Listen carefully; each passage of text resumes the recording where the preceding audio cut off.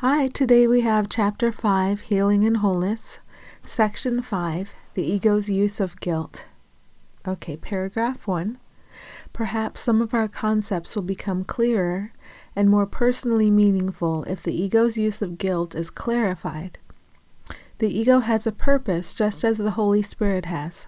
The ego's purpose is fear because only the fearful can be egotistic. The ego's logic is as impeccable as that of the Holy Spirit because your mind has the means at its disposal to side with heaven or earth as it elects. But again, remember that both are in you. Okay, so what stands out there is the ego's purpose is fear because only the fearful can be egotistic. So there's purpose in everything I accept into my mind, and I'm either going to make my purpose the fantasy of fear or the return to reality. And whenever I'm feeling disquiet, I've chosen. It's a binary choice. It's always a binary choice in every moment. And when I feel disquiet, I've chosen the fantasy of fear. It's good to know that because I can pause and figure out how I'm attached to this fantasy. What is this particular tether? What am I believing? And I can go in and let that go. See the purpose and the help that is available for me here in undoing my attachment to some particular facet of ego's insistence that fantasy is real. So that help is always here for me when I've made that binary choice for the fantasy. Okay, paragraph 2. In heaven there is no guilt, because the kingdom is attained through the atonement, which releases you to create. The word create is appropriate here, because once what you have made is undone by the Holy Spirit, the blessed residue is restored and therefore continues in creation. What is truly blessed is incapable of giving rise to guilt and must give rise to joy. This makes it invulnerable to the ego because its peace is unassailable. It is invulnerable to disruption because it is whole. Guilt is always disruptive. Anything that engenders fear is divisive because it obeys the law of division. If the ego is the symbol of separation, it is also the symbol of guilt. Guilt is more than merely not of God. It is the symbol of attack on God. This is a totally meaningless concept, except to the ego, but do not underestimate the power of the ego's belief in it. This is the belief from which all guilt really stems. So here, what really shines for me is guilt is the symbol of attack on God. So it's a belief that attack is possible. If we remember ourselves as in the oneness forever, held in the oneness, in love, forever, extending from the Creator, extending in creation, forever, and that's it, then guilt is not possible. Guilt was never created and never will be created and therefore is not real. But when I feel it, when I feel some form of guilt, some form of disquiet, I have a belief that it's possible to attack. And because the oneness, the wholeness, God is all there is, love is all there is, I believe it's possible to attack the only thing there is, which is not possible. That's all a fantasy. A hallucination, a dream, something I made up. So whenever there's a feeling of disquiet, I'm believing there is something real about this world that is causing the feeling, and I'm wrong 100% of the time. So finding where I can admit I'm wrong and asking for corrected perception, because I always have that binary choice. I can choose fear and the fantasy, or I can choose the reality of love.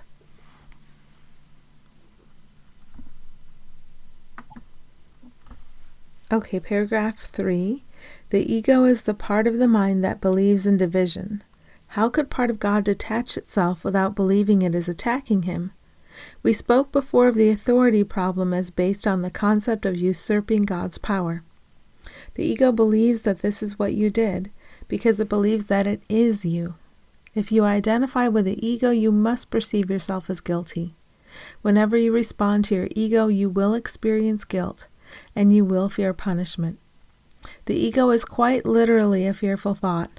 However ridiculous the idea of attacking God may be to the sane mind, never forget that the ego is not sane. It represents a delusional system and speaks for it. Listening to the ego's voice means that you believe it is possible to attack God, and that a part of him has been torn away by you. Fear of retaliation from without follows, because the severity of the guilt is so acute that it must be projected. And that's what stands out for me, that last part. Listening to the ego's voice means that you believe it is possible to attack God, and that a part of him has been torn away by you. Fear of retaliation from without follows, because the severity of the guilt is so acute that it must be projected. So the severity of guilt is so acute that I have to see forms outside of myself attacking. And that's why I'm seeing forms outside of myself attacking. Because I believe that attack is possible.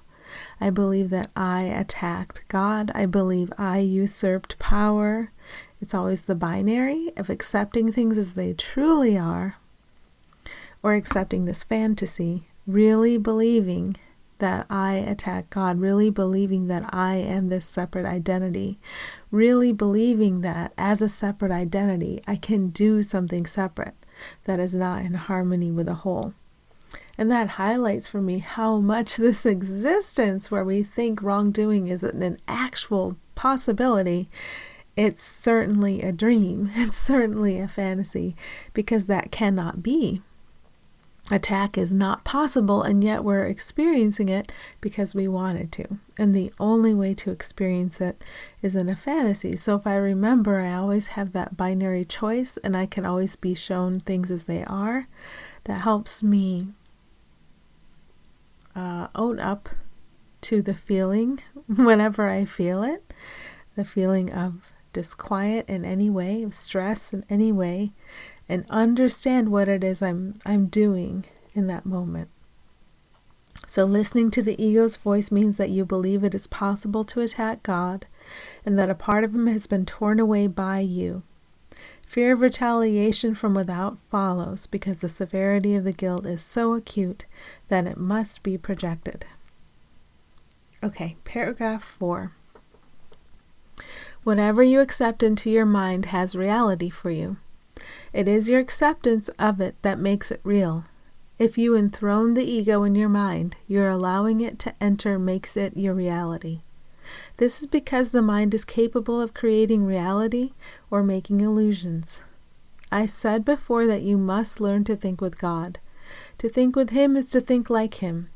This engenders joy, not guilt, because it is natural. Guilt is a sure sign that your thinking is unnatural.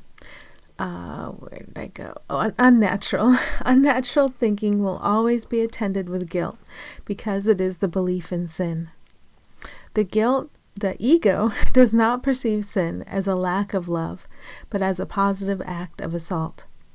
This is necessary to the ego's survival, because as soon as you regard sin as a lack, you will automatically attempt to remedy the situation, and you will succeed.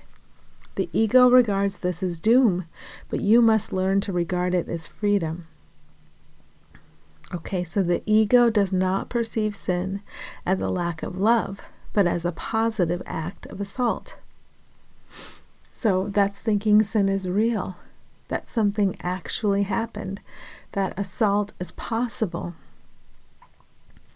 To the ego, this is the reality. That's more powerful and more real than the oneness of us. Our dream that we made up is more powerful than the oneness of us. So when I feel any stress, I believe attack is real. I think sin is an assault. I think it happened. I think it's more real than love. I think it's more real than our oneness. But as I truly am, as anyone truly is, they don't believe this. The ego is a belief layered on top. And that is where all the stress comes from. Believing this is real, believing it's more real than the oneness, than what we are. Believing we have usurped the only power that exists. So I can always remember that. The ego does not perceive sin as a lack of love, but as a positive act of assault. Okay. The guiltless mind cannot suffer. Being sane, the mind heals the body because it has been healed.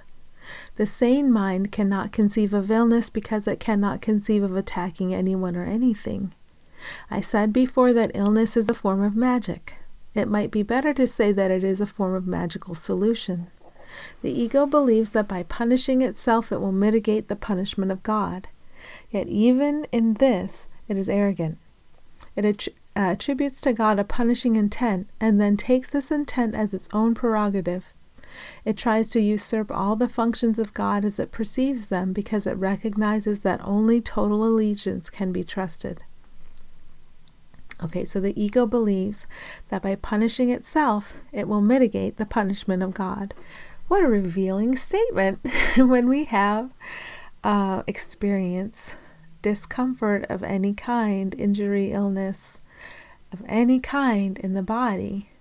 It's the ego's, it's how it runs. It's the ego's attempt to punish itself, to beat God to the punch it knows is coming. It's certain is coming. Now, ego is a false identity. It's not you or me or anybody, but any of us can accept the identity that ego suggests to us over and over and over and over throughout the day. So we have to become very adept at hearing ego's thoughts and knowing their nonsense and reaching deeper into the oneness and the wholeness of us to just make everything apparent, everything obvious, everything clear, providing us with a flow. We learn to reach deeper and deeper because we know what comes from the surface of this fantasy, this illusion, this reactiveness to it is more nonsense and will never lead us to joy. Relative joy that is opposed by despair, yes, you can experience that here. Highs and lows, ups and downs. But actual joy, our true nature, that is where we have to reach to truly understand that what the ego says to us throughout the day is nonsense. The ego believes that by punishing itself, it will mitigate the punishment of God. And I like this, it reveals the ego is about punishment. And even when it seems to be attacking others, it's attacking you, it's attacking me. It's attacking the holder